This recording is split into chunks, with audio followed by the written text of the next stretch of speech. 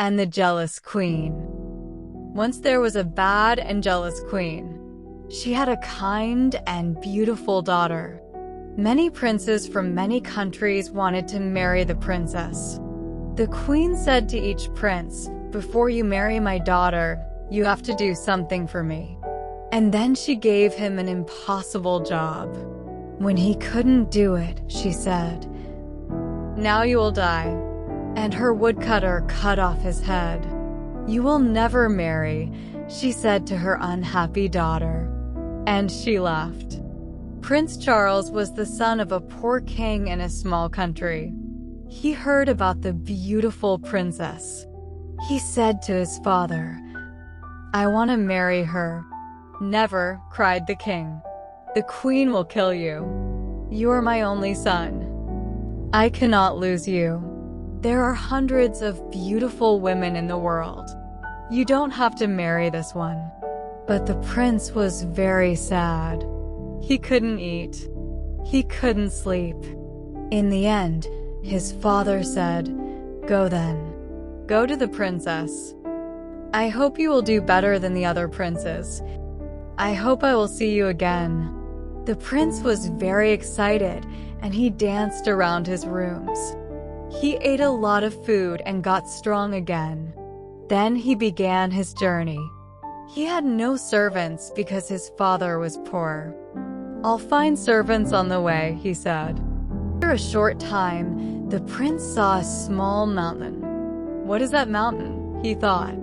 It wasn't there before. He went nearer. It wasn't a mountain. It was a very fat man on his back asleep. The prince went near him, and the fat man woke up. "What are you doing here?" Fat man asked the prince. "I was asleep," said Fat Man. "And now I am not asleep because of you." "Why were you asleep?" asked the prince. "Because I had some food this morning. Now I want my lunch." "What did you eat this morning?" asked the prince. 10 chickens and 100 cakes, said Fat Man. "Will you be my servant?" asked the prince. "Give me food," said the Fat Man, "and I will do anything for you." So the Fat Man followed the prince. A short time later, on their journey, they found another man. His head was down, and his left ear was on the ground. He looked up. His left ear was very large. "What are you doing?" Big Ear asked the prince. "I am listening," said Big Ear. "The flowers are opening. The birds are singing in a country over the sea. I can hear them." "What can you hear in the house of the beautiful princess?" asked the prince.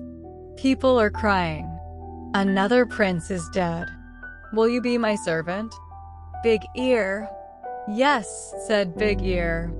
"I will." A short time after that, they saw 2 long things by the road. "What are they?"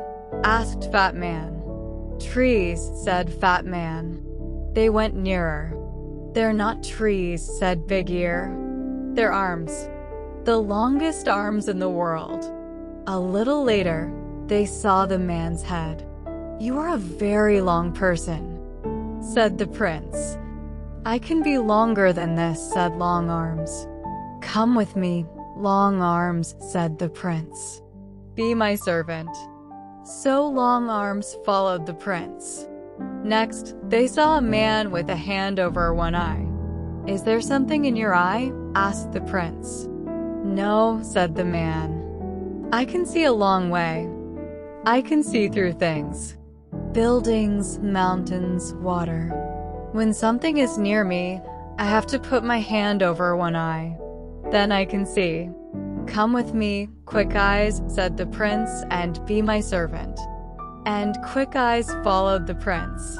They went on their journey, and the sun got very hot. The prince opened his coat. They came to a man by the road. He wore 2 thick coats and a large hat. They could not see his face. He said, "I am cold. Cold and cold." "Why are you cold?" Cold Man asked the prince. "The sun is very hot, and our coats and shirts are open." "We're hot." "When I open my coat," answered Cold Man, "the sun disappears. It snows. Everything dies of cold." "Come with me," said the prince, "and be my servant.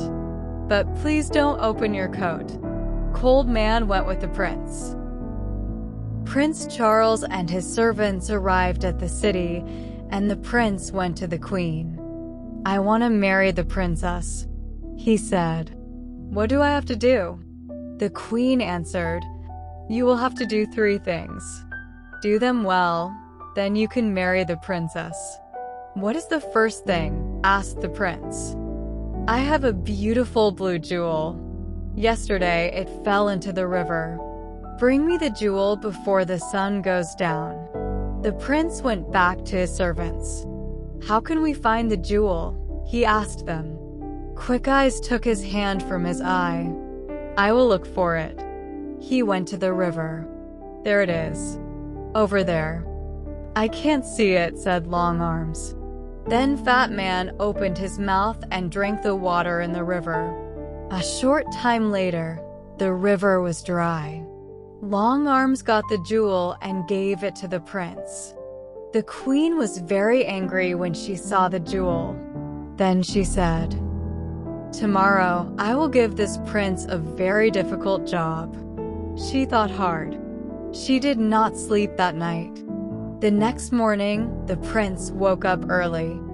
He went to the queen again. "You are hungry after your long journey," she said with a cold smile. "I have 30 chickens outside. Eat them before 12 o'clock. I do not want to find one chicken leg." "Can I invite a friend?" the prince asked. "I do not like eating without a friend." "You can ask one friend," said the queen. The prince left. "He will die this afternoon," she said to her daughter. And she laughed. The prince went back to his friends. "Come with me, Fat Man," he said. Fat Man quickly ate the 30 chickens. Then he ate the queen's other animals, the bread in the kitchens, the fruit on the trees, and the vegetables in the ground. "Now what can I eat?" asked Fat Man. There was nothing there, so he went to sleep. At 12 o'clock, the queen called for her lunch. She waited and waited, but no food came. She went to see the cook. "Where's my lunch?" she asked. A Fat Man ate everything in the gardens and everything in the kitchens. There is no food. The queen got angrier and angrier. Then she thought of a plan. Haha, she laughed. "Now I will catch him." The prince came to her on the 3rd day. "Will you eat with me tonight?" she asked with a lovely smile. "And after that, would you like to sit with the princess for 2 hours?" "Yes," answered the prince. "I would love that." "You will not fall asleep when you are talking to the princess."